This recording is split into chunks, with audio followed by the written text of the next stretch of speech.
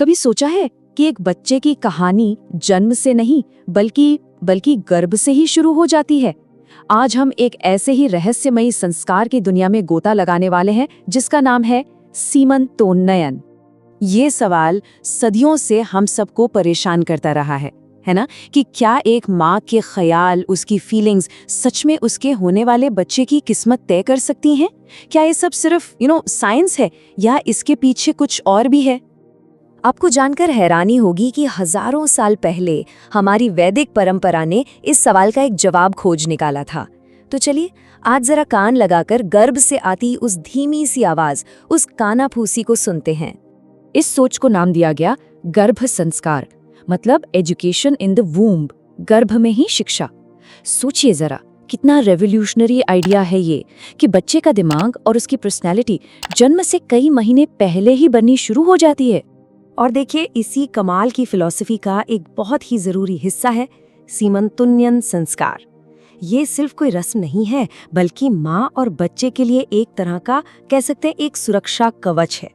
तो आखिर है क्या ये संस्कार और इसमें ऐसा क्या खास है? चलिए पता लगाते हैं। अच्छा, इस संस्कार की रूह को, इसकी आत्मा को समझना है ना, तो सबसे पहले इसके नाम में छिपे राज को खोलना पड़ेगा।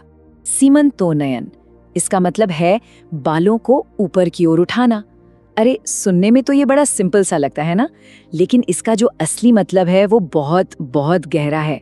ये असल में माँ की चेतना को, उसकी कॉन्शियसनेस को ऊपर उठाने का प्रतीक है, ताकि बच्चे के लिए पॉजिटिव फ्यूचर का रास्ता खुले। इस सेरेमनी का एक प्राचीन मंत्र है जो इसके डिवाइन पर्पस को साफ साफ बताता है। ये सिर्फ एक फैमिली फंक्शन नहीं है, ये एक कॉस्मिक प्रेयर है, आने वाली पीढ़ी की लंबी उम्र और अच्छे भाग्य के लिए। और यहीं पर एक बहुत गहरी बात छिपी है, जानते हैं क्या? ये संस्कार सिर्फ बच्चे के लिए नहीं है, इसका पूरा फोकस, इसका केंद्र बिंदु है माँ। ये माँ की मेंटल और इमोशनल हेल्थ को सबसे ऊपर रखता है, क्योंकि हमारे पूर्वज ये जानते थे कि एक खुश माँ ही एक हेल्दी बच्चे की बुनियाद होती है। मतलब आज की भाषा में कहें तो ये एक तरह का एडवांस्ड प्रीनेटल केयर था। तो सवाल ये उठता है कि ये पवित्र अनुष्ठान ये होता कैसे था? आइए इस प्राचीन परंपरा के एकदम दिल में झांक कर देखते हैं। देखिए, इस संस्कार की टाइमिंग बहुत इंपॉर्टेंट है। ये सिर्फ पहली प्रेगनेंसी में, वो भी सिर्फ एक बार किया जाता है।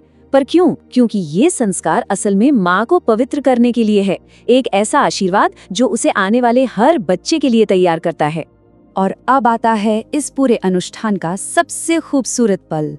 पति बहुत प्यार से अपनी पत्नी के बालों को संवारता है। ये सिर्फ एक रस्म नहीं, ये एक वादा है, एक प्रॉमिस कि वो इस पूरी जर्नी में उसके साथ है, बच्चे के पालन पोषण में, उसकी सुरक्षा में। इस रिचुअल में जो भी चीजें इस्तेमाल होती है ना, उन सब का अपना एक गहरा मतलब है। जैसे साही का कांटा, वो बच्चे की रक्षा का सिंबल है। उदुम्बर के फल, वो वंश बढ़ने का आशीर्वाद देते हैं। और पवित्र कुश घास, वो हर तरह की नेगेटिव एनर्जी को दूर रखती है। और मजे की बात पता है क्या है? ये परंपरा कोई पत्थर की लकीर नहीं थी। अलग अलग गृहस्थ सूत्रों में इसके अलग अलग वर्जन्स मिलते हैं। कोई कहता है चौथे महीने में करो, कोई कहता है 7वें। आश्वलायन गृहस्थ सूत्र तो अरे एक कदम और आगे है। वो कहता है कि माँ को खुश रखने के लिए वीणा बजाने वालों को बुलाओ। जरा सोचिए, कितना गहरा साइंस था इस बात में कि माँ की खुशी ही सबसे जरूरी है। लेकिन अब आता है सबसे शॉकिंग पार्ट। हजारों साल पुरानी ये परंपरा आज के मॉडर्न साइंस की कसौटी पर भी एकदम खरी उतर रही है। याद है वो वीणा बजाने वाली बात? आज साइंस कहता है कि बच्चा 20वें हफ्ते से ही गर्भ के अंदर सुन सकता है। और स्टडीज ये भी बताती हैं कि अच्छा सूदिंग म्यूजिक बच्चे के ब्रेन डेवलपमेंट के लिए किसी मैजिक से कम नहीं है। ये बात हमारे पूर्वज हजारों साल पहले जानते थे। कमाल है ना? तो इस पूरे अनुष्ठान के दिल में, इसके कोर में एक बहुत ही सिंपल सा लेकिन पावरफुल आइडिया है। माँ को खुश रखो और तनाव से दूर रखो। मॉडर्न साइंस, जिससे एपिजेनेटिक्स कहते हैं, वो हमें बताता है कि जब एक माँ खुश होती है तो उसकी बॉडी में हैप्पी हार्मोन्स बनते हैं और ये हार्मोन्स प्लेसेंटा के जरिए सीधे बच्चे तक पहुंचते हैं। ये उसे अंदर से स्ट्रॉन्ग और काम बनाते हैं। मतलब माँ की फीलिंग्स सच में बच्चे का फ्यूचर बना रही होती हैं। अच्छा, और याद है वो बालों को संवारने वाला पार्ट? आयुर्वेद के हिसाब से हमारे सिर पर मर्म पॉइंट्स होते हैं, यानी एनर्जी पॉइंट्स, और जब बालों को ऊपर की ओर संवारा जाता है तो ये पॉइंट्स एक्टिवेट हो जाते हैं, जो दिमाग को शांत करते हैं। तो ये सिर्फ एक सिंबल नहीं था, ये तो एक तरह की हीलिंग थेरेपी थी। तो फिर इस प्राचीन अनुष्ठान ने हमें विरासत में क्या दिया, इसकी लेगेसी क्या है, आइए देखते हैं। वक्त के साथ सीमंतोन्नयन संस्कार का जो फॉर्मल रूप था वो बदलता गया, और आज हम इसकी आत्मा को, इसकी स्पिरिट को गोद भराई, या जिसे हम बेबी शावर कहते हैं, उन खुशियों भरे समारोहों में जिंदा देखते हैं। रस्में शायद बदल गई, लेकिन आत्मा वो आज भी वही है। आज भी गोद भराई का मकसद बस एक ही है, होने वाली माँ को इतनी खुशी दो, इतना प्यार दो, इतने आशीर्वाद दो कि वो सारी पॉजिटिव एनर्जी बच्चे तक पहुंचे। इससे बड़ा गिफ्ट भला और क्या हो सकता है।